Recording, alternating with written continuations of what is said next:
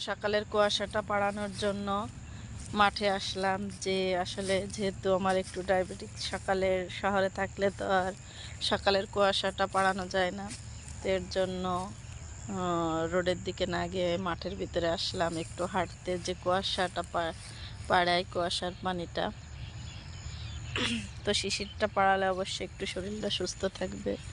তো দেখেন এদিকে কলার ভিতর ফুল ফুটে আছে।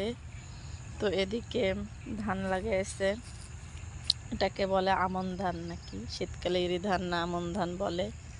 যাই হোক, এখন ধান লাগানোর সিজন চলতেছে আমাদের এখানে। অবশ্যই আমাদের গ্রামে, আমাদের এই মাঠে অবশ্য ধান, পাট, কলাই সব কিছুই হয়।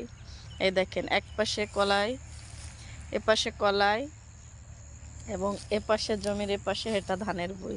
মানে যে জমিতে যেটা ফসল হয় সে জমিতে সেটাই সবাই উৎপাদন করে বা রোপণ করে, যেটাই বলে।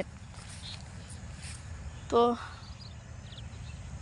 বন্ধুরা, আবারও চেষ্টা করব আপনাদের বিকালের গ্রামটা দেখানোর জন্য। তো ভালো থাকবেন সবাই, আল্লাহ।